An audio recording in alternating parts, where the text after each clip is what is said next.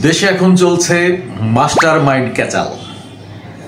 July August বিপ্লবের পরে এই মাস্টার মাইন্ড ক্যাচাল এমনভাবে এখন ছড়িয়ে পড়েছে যা খুবই দুঃখজনক।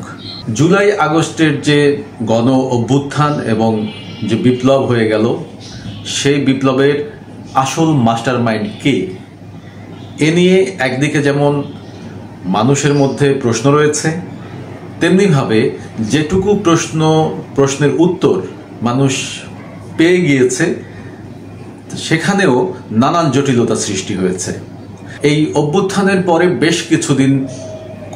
বেশ কিছুদিন বলতে 1-2 মাস আমরা জেনেছি যে, বা বাংলাদেশের মানুষ জেনেছে যে এই আন্দোলনে যারা নেতৃত্ব দিয়েছে, যারা সমন্বয়কের ভূমিকা পালন করেছে, যারা দায়িত্ব নিয়ে মাঠে দায়িত্ব পালন করেছে, তাদের একজন মাস্টার মাইন্ড ছিল, স্বীকৃত মাস্টার মাইন্ড, যিনি সরকারের উপদেষ্টা হিসেবে আছেন, তার নাম মাহফুজ আলম।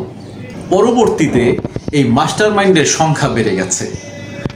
কথায় কথায় রাজনৈতিক নেতারা মাস্টার মাইন্ড হিসেবে নিজেদেরকে স্বঘোষিত মাস্টার মাইন্ড হিসেবে অনেকেই আবির্ভূত হতে চাচ্ছেন। এই যে মাস্টার মাইন্ড ক্যাচাল, এই ক্যাচাল এখন এমন একটা অবস্থানে চলে গিয়েছে যেটা নিয়ে বাংলাদেশের মানুষ নানান ধরনের একটা দ্বিধা দ্বন্দ্বের মধ্যে পড়ে গেছে। আসলে মাস্টার মাইন্ড শব্দটার সঙ্গে আমরা যারা পরিচিত, কিংবা মানুষ এক ধরনের অভ্যস্ত হয়ে গেছে যে মাস্টার মাইন্ড বলতে যে এর পেছনে কারা কাজ করেছে।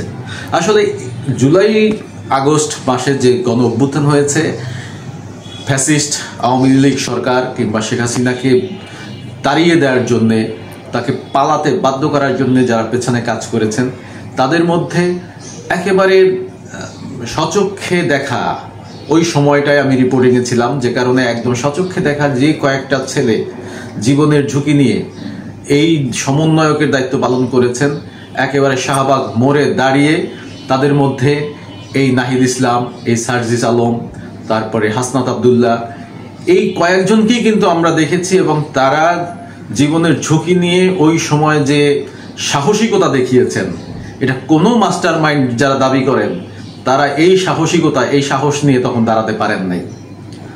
এটা একেবারে চোখে দেখা। এবং তারাই ডিবি অফিসে ধরে নিয়ে তাদেরকে যে নির্যাতন করা হয়েছে, তখন আপনারা মাস্টার মাইন্ডরা কোথায় ছিলেন? এখন এত মাস্টার মাইন্ড করেন না। এতে করে সামগ্রিকভাবে আরেকটি কথা বলে রাখা দরকার, সেটা হচ্ছে আওয়ামী লীগ পালিয়ে গেছে, শেখ হাসিনা পালিয়ে গেছে, কিন্তু আওয়ামী লীগ নামের যে একটি রাজনৈতিক দল, এই রাজনৈতিক দলটাকে এত সহজ ভাবার কোনো কারণ নাই। শেখ হাসিনাকে এত সহজ মানুষ ভাবার কোনো কারণ নাই।